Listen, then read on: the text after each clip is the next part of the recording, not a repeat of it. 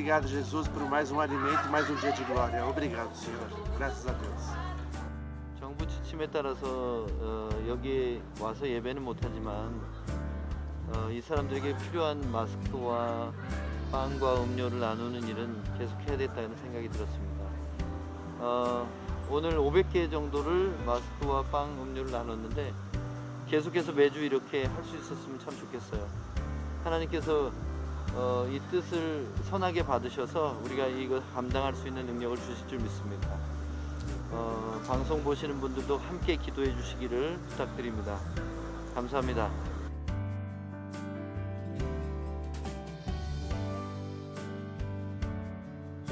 오늘 여러분과 함께 나눌 말씀 제목은 갇힌 자가 말하는 참된 기쁨입니다. 본문 빌립보서 4장 4절로 7절 말씀을 읽겠습니다. 주 안에서 항상 기뻐하라. 내가 다시 말하노니 기뻐하라. 너희 관용을 모든 사람에게 알게 하라. 주께서 가까우시니라. 아무것도 염려하지 말고 다만 모든 일에 기도와 간구로 너희 구할 것을 감사함으로 하나님께 아뢰라. 그리하면 모든 지각에 뛰어난 하나님의 평강이 그리스도 예수 안에서 너희 마음과 생각을 지키시리라. 아멘. 이 빌립보서는 AD 60년에서 한 62년 사이에 쓰여진 서신서입니다. 빌립보서라는 이 서신서는 특별히 바울이 로마 감옥에 구금된 상태로 교회에게 보낸 편지인데, 빌립보 교회는 마게도니아 지역에 있는 사도 바울이 개척한 최초의 유럽 지역의 교회입니다. 마게도니아는 지금 그리스에 해당하는 곳입니다. 그리스 북쪽에 빌립보라는 도시가 있었습니다. 지금 이 격리 기간은 마치 바울의 로마 구금 시기와 같이 느껴집니다. 묶여있거나 감옥에 갇힌 것은 아니지만 당시에 자기 셋집에 감시 아래 머물면서 마음대로 출입을 못하던 바울처럼 이렇게 여러분을 영상으로 만나기 때문에 그런 생각이 좀 들었습니다. 그렇다고 제가 감히 위대한 사도 바울의 스스로 빗대어 하는 말은 아닙니다.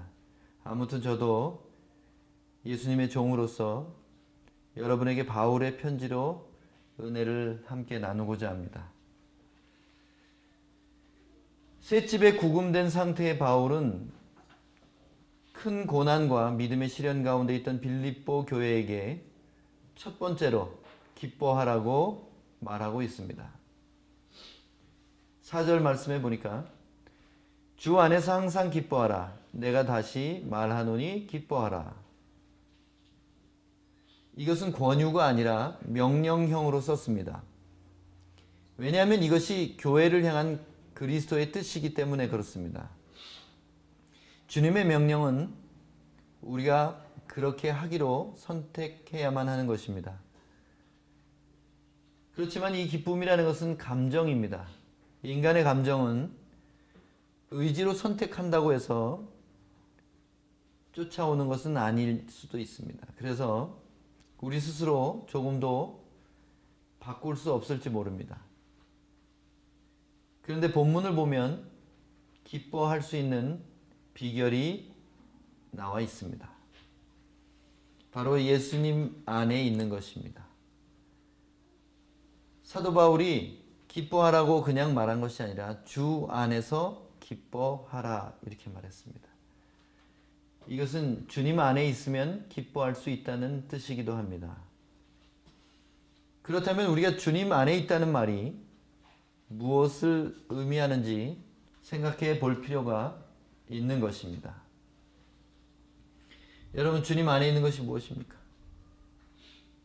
무엇이 예수 안에 있는 것입니까? 요한복음 15장 말씀에 보면 7절에 이렇게 말하고 있습니다. 너희가 내 안에 거하고 내 말이 너희 안에 거하면 무엇이든지 원하는 대로 구하라. 그리하면 이루리라. 여러분, 무엇을 구하고 싶으십니까? 오늘 본문에 의하면 기쁨을 구하라는 말입니다. 기쁨이 어떻게 우리에게 올 수 있습니까? 바로 주님의 말씀이 우리 안에 살아 있으면 기쁨이 회복된다는 뜻입니다. 성령이라는 하나님의 영광은 진리를 깨닫게 하시고 우리에게 장래의 일을 알게 하시는 분이십니다.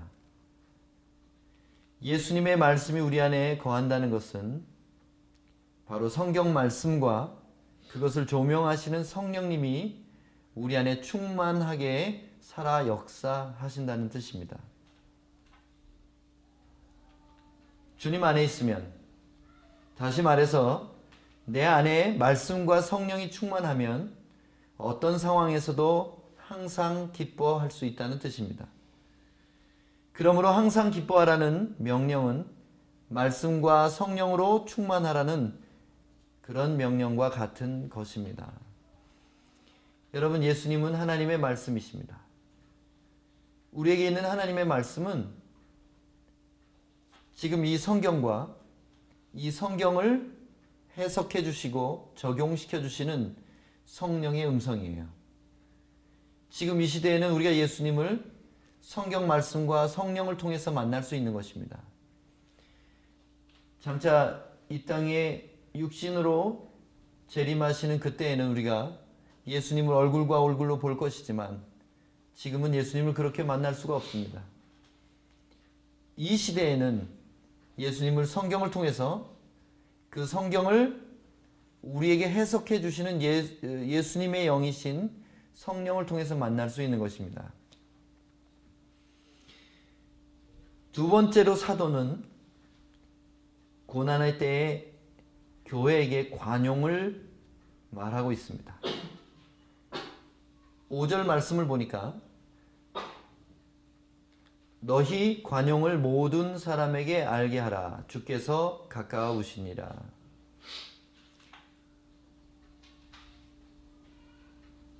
이 관용이란 말은 원어의 의미가 모든 사람에게 선을 통해 너그럽게 나눠준다는 뜻입니다.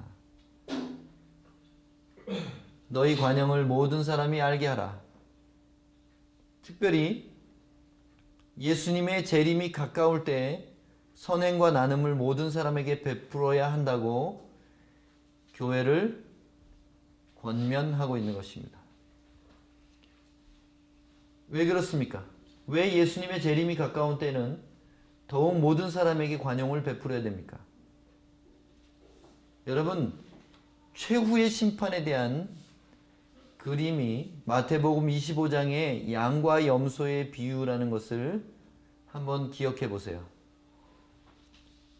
예수님께서 양과 염소를 나누시고 그들에게 판결을 내리실 때 그 판결의 내용이 바로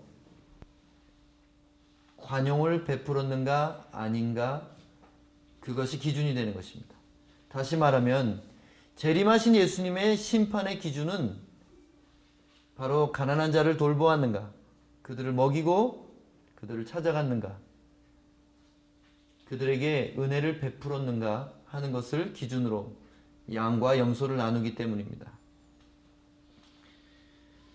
여러분, 그래서 지금처럼 어지럽고 혼란스럽고 미래를 알 수 없는 이때, 정말 예수님의 재림이 가깝다고 느껴질 때 우리는 더욱 힘써서 다른 사람들에게 관용을 베푸는 그런 모습으로 주님을 기다려야 된다고 생각합니다. 세 번째로 사도 바울은 교회에게 염려하지 말고 감사로 기도하라고 명령하고 있습니다. 6절 말씀을 보니까 아무것도 염려하지 말고 다만 모든 일에 기도와 간구로 너희 구할 것을 감사함으로 하나님께 아뢰라. 염려에 해당하는 헬라어의 단어는 메림나오입니다. 메림나오는 나눈다는 뜻이 있어요. 그래서 우리가 믿는 자일지라도 염려하고 있을 때는 마음이 둘로 나눠집니다. 하나님을 신뢰하기도 하지만 세상 걱정에 밤잠을 못 이루는 그런 상태가 되기도 한다는 것입니다. 근데 이 메림나오라는 단어는 재미있게도 그 어원이 목을 조르다 하는 단어와 같습니다. 염려는 우리의 목을 졸라서 숨통을 끊으려고 하는 사탄의 가장 강력한 무기 중에 하나입니다. 염려는 불신을 의미합니다.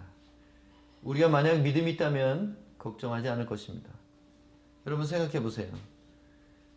무언가의 염려에 빠져 있다는 것은 신뢰할 만한 해결책이 없기 때문입니다. 그리고 어떤 사람을 믿는다면 내가 그 사람에 대해서 염려 없이 다가갈 수 있는 것입니다. 그래서 믿고 기도하되 이미 받은 것처럼 감사하며 기도하라는 뜻입니다.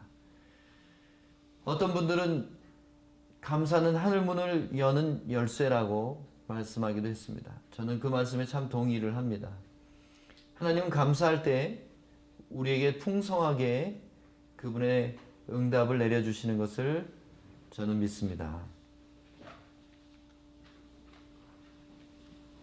그렇지만 기도의 결과는 본문 말씀처럼 우리가 원하는 내용을 즉각적으로 응답받는 것이 아닙니다.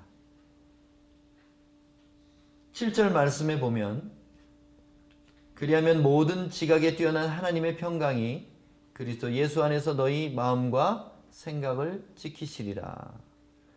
염려하지 않고 감사로 기도했더니 그 결과가 내가 원하는 것들에 대한 응답이나 염려를 해결해 주시는 응답이 아니라 평강이라는 응답으로 왔습니다. 여러분, 왜냐하면 마음과 생각을 지키는 것이 어떤 응답보다도 더 중요하고 기본적인 응답이기 때문입니다. 왜냐하면 마음과 생각을 지키는 것이 곧 영적인 생명의 문제이기 때문입니다. 믿음의 감사 기도의 결과는 모든 생각을 뛰어넘는 하나님의 평강이 예수님 안에서, 다시 말해서 말씀과 성령 충만 안에서 우리의 마음과 생각을 지켜주시는 것입니다. 그런데 이 말씀을 잘 보니까요, 갇혀있는 사도가 고난 중의 성도에게 지금 말씀과 성령으로 충만하여서 감사기도하며 천국을 살라고 말하는 것입니다. 지금 이 고난의 순간이 천국이 되게 하라는 것입니다. 천국이 되게 하는 비결을 오늘 빌립보 성도들에게 말하고 있는 것입니다. 왜냐하면 본문의 내용을 좀 정리해서 잘 보니까 성령 안에서 기쁨과 관용과 평강이라는 세 가지 주제를 말했습니다. 이것은 하늘나라를 의미합니다. 왜냐하면 기쁨은 희락이라는 말로 표현할 수 있죠. 관용은 의라는 말로 바꿀 수 있어요. 그래서 로마서 14장 17절에 사도 바울이 하나님 나라를 정의한 말씀을 떠올릴 수 있습니다. 하나님의 나라는 먹는 것과 마시는 것이 아니요 오직 성령 안에서 의와 평강과 희락이라. 여러분, 그렇습니다. 이 고난의 시간에 먹고 마시는 것, 다시 말해서 생존과 경제 문제가 아니라 성령 안에서 의롭고 평강을 누리고 기뻐하는 것을 주님의 명령으로 받아 순종해야 한다는 것입니다. 정리를 해보겠습니다. 말씀과 성령 안에서 항상 기뻐하고 재림이 가까울수록 더 나누고 믿음으로 감사 기도함으로 평강을 얻는 것, 바로 이 세 가지가 예수 그리스도께서 사도를 통해 고난의 시간을 사는 우리에게 주는 명령인 것입니다. 너는 이 고난의 때가 성령 안에만 있으면 천국이 될 것이다. 너는 이 어려움의 때가 성령 안에만 있기만 하면 천국처럼 느껴질 것이다. 이것이 오늘 본문을 통해서 예수 그리스도께서 우리에게 주시는 말씀인 줄 믿습니다. 우리 베이스는 이 시기에 기뻐하기로 결정합시다. 그래서 이 격리 기간이 부자유스럽고 짜증나고 갇힌 것 같은 느낌이 나는 것이 아니라 오히려 이때 함께 있는 가족들에게 사랑을 표현하고 전에 할 수 없었던 대화를 충분히 나누는 거예요. 그리고 자녀들과도 즐거운 시간도 보내고 또 맛있는 음식도 서로 나누고 이 기간을 초상집 같은 분위기가 아니라 축제 같은 즐거운 분위기로 바꿨으면 좋겠어요. 그러려면 각 공동생활집의 가장들이 중요합니다. 어른들이 중요해요. 내가 이 공동생활집에서 어떤 위치에 있나를 좀 돌아보세요. 그리고 분위기를 만들어 갑시다. 여러분, 진정한 기독교 문화는 기쁨이에요. 슬퍼하고 안타까워하는 부분이 없어서는 안 됩니다. 우리에게 반드시 우리 죄에 대한 회개가 있어야 되고 깨어짐이 있어야 되기 때문입니다. 그러나 거기에 머물러 있으면 참된 기독교가 아니에요. 참된 기독교는 부활의 영성이 필요합니다. 우리 날마다 기뻐하며 성령님과 동행하는 특권을 받은 사람들이에요. 오늘도 아침 묵상을 통해서 하나님의 순종할 말씀을 받아 그 말씀을 순종함으로 기뻐하는 것입니다. 그것이 바로 오늘 이날을 천국으로 사는 비결이기 때문에 그렇습니다. 두 번째 우리 베이스는 관용을 보이는 시간으로 이 시기를 보냅시다. 우리보다 더 어려운 사람들에게 빵과 음료와 마스크를 이제 이번 주부터 계속 나누고 있습니다. 이 일을 하나님이 허락하시는 힘 닿는 데까지 순종함으로 감당해야 될 것입니다. 우리 주변에는 반드시 우리의 도움의 손길이 필요한 이웃들이 있습니다. 그들에게 관용을 보이지 않는다면 재림하시는 예수님 앞에 우리가 고개를 들고 떳떳이 나아갈 수 없을 것입니다. 우리가 예수님의 제자라고 한다면 반드시 모든 사람에게 선을 베푸는 그 삶을 잊지 말아야 할 것입니다. 세 번째, 우리 베이스는 벌써 40일째 15시간 매일 일레이 중보 기도를 감당하고 있습니다. 여러분, 이 기간에 기도하면서 주님과 더 가까워지신 거 느끼시죠? 여러분, 기도처럼 주님의 임재를 느끼는 시간이 없어요. 그래서 여러분, 주님과 대화하는 이 귀한 시간을 의무처럼 하지 말고 기뻐하며 기대감으로 주님 앞에 앉았으면 좋겠습니다. 말씀을 들으시는 모든 분들도 이 어려움의 시간이 오히려 기쁨과 베품과 그리고 평강이 넘치는 은혜의 시간으로 천국을 경험하시기를 예수님의 이름으로 축원합니다. 아멘. 기도하겠습니다. 하나님 아버지, 우리는 연약하여 두려워합니다. 우리는 말씀을 알면서도 완전히 믿지 못합니다. 이러한 저희들을 용서해 주시고 우리가 이 어려움의 때에 사도 바울의 편지처럼 기뻐하고 또 나누고 기도함으로 평강을 누리는 시간이 되기를 원합니다. 이것이 예수님이 우리에게 지금 명령하시는 것으로 받아 우리도 그렇게 순종하여 이 시기를 보내겠사오니 우리가 말씀 앞에 앉을 때마다 성령님 우리에게 말씀하사 말씀 안에 있는 생명이 우리의 것이 되게 도와주시옵소서. 우리가 예수님 안에 있기를 원합니다. 이 기간 동안의 모든 염려와 두려움으로부터 승리하게 하시고 주님을 따라 의와 평강과 희락을 덧입는 천국의 날들이 되게 하여 주시옵소서. 이제는 우리를 위하여 십자가의 고난을 받으심으로 우리에게 영원한 나라를 주신 예수 그리스도의 은혜와 하나님 아버지의 변하지 않으시는 영원하신 사랑과 성령님의 우리와 동행하시며 말씀을 풀어주시며 순종케 하시는 인도하심이 오늘 예배드리는 모든 분들 위해 이제로부터 영원히 함께 계시기를 간절히 축원하옵나이다. 아멘.